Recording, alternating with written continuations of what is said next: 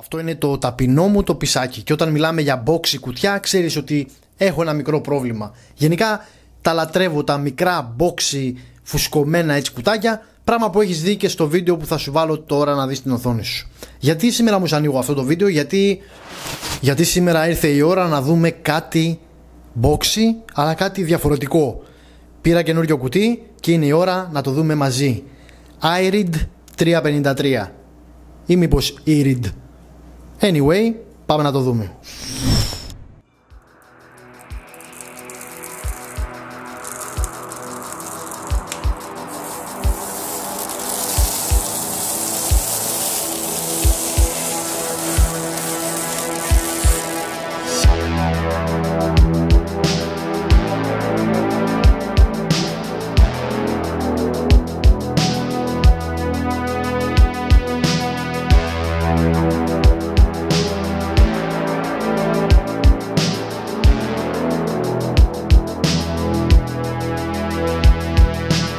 Εξωτερικά το Irid 353 ARGB το αδικούν οι φωτογραφίες που θα δεις στο ίντερνετ. Μέταλλο, πλαστικό και γυαλί έχουν παντρευτεί σε ένα Micro ATX σύνολο που στα πρώτα λεπτά καταλαβαίνεις ότι διαχωρίζει τον εαυτό του από τις low budget εναλλακτικές που είχα συνηθίσει να βλέπω από την εταιρεία. Οι διαστάσεις του είναι 429x210x393 mm και στο εσωτερικό του μπορεί να φιλοξενήσει μητρικές Mini και Micro ATX. Ας τα πάρουμε όμως με τη σειρά. Το μεγαλύτερο μέρος του μπροστινού πάνελ καταλαμβάνεται από γυαλί, το οποίο περιβάλλεται από το χείλος που βλέπετε στην οθόνη σας, αφήνοντας ένα μικρό κενό για τη δίωδο του αέρα. Η εύλογη απορία που μπορεί να έχετε είναι αν το κενό αυτό είναι επαρκές, και από τώρα λέω πως ναι, είναι επαρκές και θα αναφερθώ στη συνέχεια με λεπτομέρειες. Το πάνελ είναι βαρύ και το τζάμ επίσης έχει μεγάλο πάχος, γεγονός που δείχνει ότι δεν έγιναν εκτόσεις εδώ, απόδειξη ότι ακόμη και όταν μου έπεσε, επιβίωσε.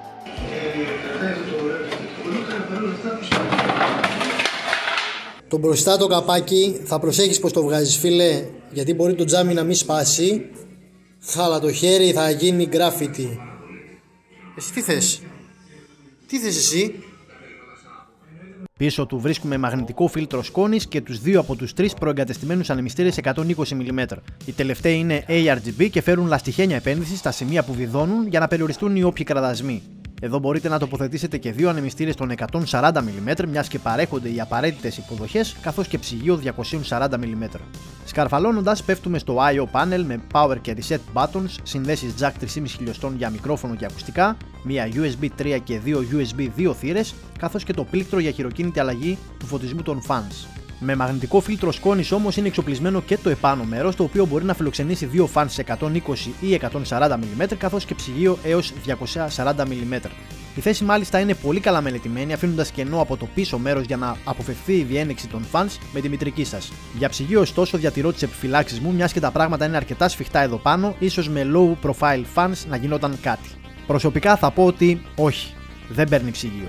Στο πίσω μέρος έχουμε το τρίτο 120 mm ARGB fan, το οποίο έρχεται με το case με δυνατότητα για slide ως προς το πάνω κάτω, ώστε να βρείτε την ιδανική θέση για εσάς. Συνολικά λοιπόν το case έρχεται με 3 ARGB fans, ενώ για την απλή έκδοση του 353 έχουμε δύο fans των 120 mm. Σε θέμα απόδοσης τώρα θα αρκεστώ να χαρακτηρίσω τα fans αξιοπρεπή, ίσως και λίγο καλύτερα από αυτό. Δεν θα σηκώσουν το case στον αέρα, ωστόσο έχουν επαρκή ροή και σε θέμα θορύβου είναι πλήρως αποδεκτά, ακόμη και όταν λειτουργούν στο 100% των στροφών τους.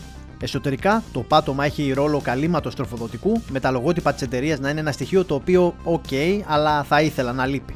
Κατά μήκος υπάρχουν τρεις εγκοπές για να περάσουν εύκολα τα καλώδια σας, με δύο από αυτές να είναι επενδυμένες με rubber grommets. Άλλες δύο εγκοπές υπάρχουν στο επάνω μέρος, με μία μόνο από αυτές να έχει λαστιχένια επένδυση, στο χώρο δίπλα από τις δύο υποδοχές για δίσκους 2,5 ιντσών. Ομολογώ ότι δεν κατάλαβα γιατί οι μισές έχουν λαστιχένια επένδυση και οι άλλες μισές όχι, είναι κάτι που με έκανε να νιώσω ότι έτυχε στο κομμάτι που έχω στα χέρια μου από λάθος. Πάντως θα ήθελα πολύ να δω το πάτωμα να είναι διάτριτο, όπως το Genesis Titan X60 Plus που είδαμε πρόσφατα, και αυτό είναι πρόταση, αν ποτέ τύχει να δει το βίντεο μου κάποιος στη Genesis. Τέλος, τα 4 expansion slots στο πίσω μέρος είναι όλα επανατοποθετούμενα και επαρκούν για τη 3 slot κάρτα που θα χρησιμοποιήσω στο σημερινό build. Δύο χειρόβιδες δίνουν πρόσβαση στο πίσω μέρος, όπου βρίσκουμε πολλά σημεία για δέσιμο των καλωδίων, μεγάλο άνοιγμα στο πίσω μέρος του CPU και πάρα πολλά καλώδια, τα οποία όμως εύκολα μαζεύονται αφού υπάρχει άπλετος χώρος. Εκτίμησα ιδιαίτερα τις δύο εγκοπές στο επάνω μέρος, για να είμαι ειλικρινής, μιας και μου είχε μείνει αποθυμένο από το review του Titan X60 Plus. Εδώ είναι τοποθετημένος ο controller του Irid 353 ARGB και αυτός μαζί με τα fans είναι οι μόνες διαφορές με την απλή 353 έκδοση που κοστίζει περίπου 20 ευρώ φθηνότερα. Ο συγκεκριμένος controller έχει δυνατότητα ελέγχου τόσο των στροφών όσο και του φωτισμού των ανεμιστήρων με μέγιστο αριθμό τους 6. Ο χώρος για το τροφοδοτικό είναι σχεδόν απομονωμένος από το υπόλοιπο case, κρύβοντας το πιθανόν σάπιο ATX τροφοδοτικό σου που πήρε στην εποχή της αφραγγείας και ανυπομονείς να αντικαταστήσεις. Μέχρι τότε όμως θα το προστατεύεις σαν τα μάτια σου με ένα τυπικό φίλτρο σκόνης που βρίσκεται στο κάτω μέρος του case. Έχω ξαναπεί, δεν είμαι φαν αυτών των φίλτρων, αλλά αυτό έχουμε, αυτό θα κρατήσουμε. Στον ίδιο χώρο βρίσκεται και το αποσπόμενο bracket για δύο δίσκους 3,5 ιντσών, το οποίο μπορεί να μετακινηθεί μερικά χιλιοστά προς τα εμπρός ή πίσω μεριά. Στα κουμπώματά του βρίσκουμε λάστιχα, μια λεπτομέρεια που θα κάνει χαρούμενους στους δίσκους σου, χάρη στην απόσβεση των όποιων ανεπιθύμητων κραδασμών.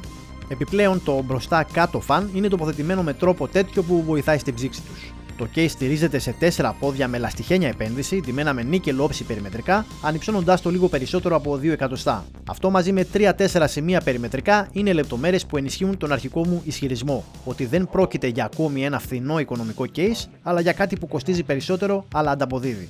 Το μέγιστο μήκος κάρτας γραφικών που αναγράφει η εταιρεία στις προδιαγραφές είναι 375 mm, αλλά αυτό δεν συνυπολογίζει τα μπροστά fans. Στην πράξη, οι κάρτες μέχρι 350 mm θα χωρέσουν και αν τοποθετήσετε ψυγείο μπροστά, τότε ο χώρος αυτός πέφτει στα 330 mm.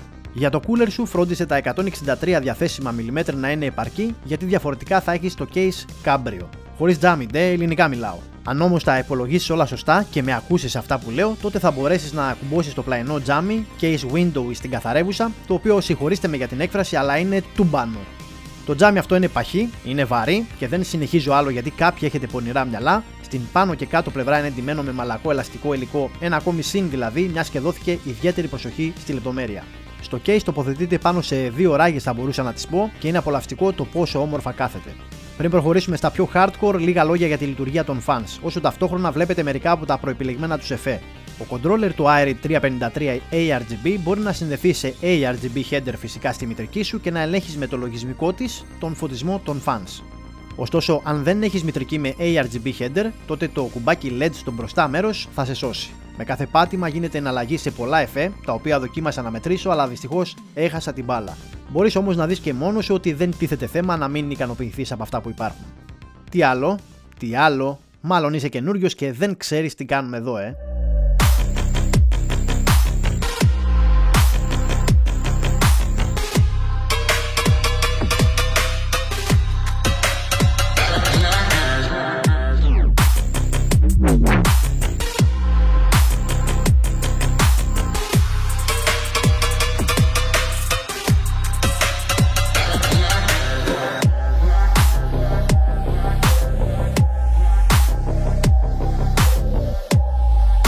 Στο case έστησα το σύστημα που θα αναλάβει το racing setup μου, το οποίο μπορείτε να δείτε τώρα στην οθόνη σας ή αργότερα στο link που θα βρείτε κάτω στην περιγραφή.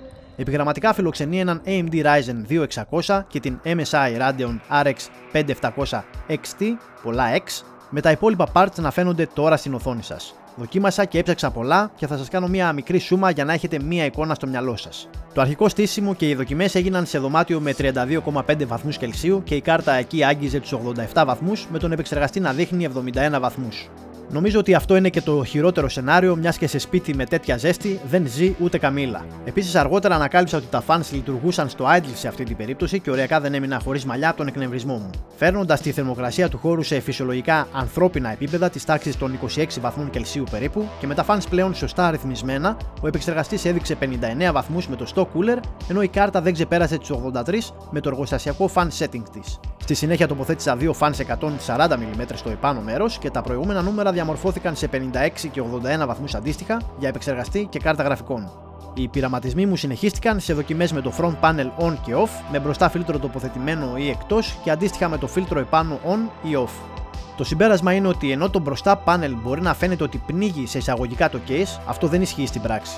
Το μόνο πρόβλημα και πάλι σε εισαγωγικά που έχει το case είναι το μπροστά φίλτρο. Τα fans είναι προσανατολισμένα στο airflow και λήψη ικανής στατικής πίεσης, το μπροστά φίλτρο μπλοκάρει μεγάλο μέρος του εισερχόμενου αέρα.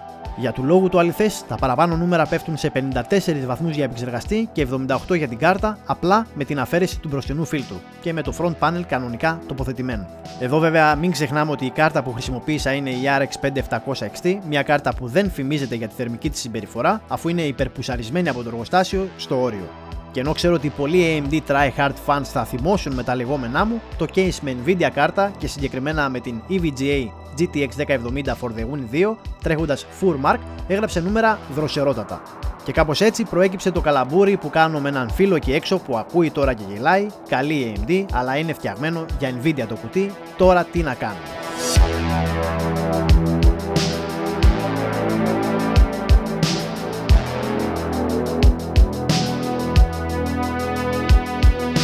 Συνοψίζω λοιπόν λέγοντας ότι το Irid 353 ARGB είναι ένα case όπως το περίμενα και καλύτερο από αυτό. Η Genesis ως εταιρεία έχει όνομα στα οικονομικά προϊόντα, ωστόσο με το 353 δείχνει ότι τα καταφέρνει καλά ακόμη και όταν οι αριθμοί ανεβαίνουν.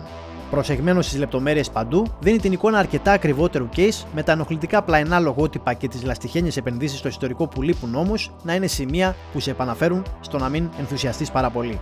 Σίγουρα όμως δεν θα το μετανιώσεις, αν και μεταξύ μας η αγορά έχει άπειρες επιλογές στο εύρος των 70 με 75 ευρώ.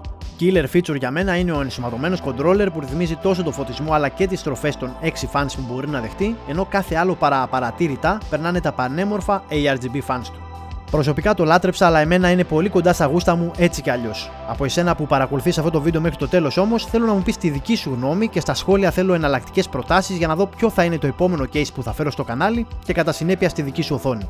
Κάτω στην περιγραφή θα βρείτε links από τα social media του καναλιού. Ακολουθήστε με στο Instagram για να βλέπετε τα νέα μου και τι σας ετοιμάζω κάθε τόσο. Κάντε join στην ομάδα στο Facebook για να ενημερώνεστε για νέα προσφορές και υποστήριξη σε προβλήματα και απορίες. Και φυσικά μπορείτε να στηρίξετε την προσπάθειά μου ακολουθώντας με στο Patreon account μου. Εκεί προσπαθώ τον τελευταίο καιρό να τρέξω ένα goal, ένα σκοπό, μια προσπάθεια να πάρετε κάποια extra benefits όλοι οι supporters και με τα έσοδα να στήσουμε ένα PC build το οποίο θα γίνει βίντεο στο κανάλι και στη συνέχεια θα κληρωθεί σε έναν τυχερό από εσάς. Αυτά από εμένα, είμαι ο Θοδωρής και μαζί θα τα πούμε στο επόμενο βίντεο. Μέχρι τότε, να περνάτε καλά.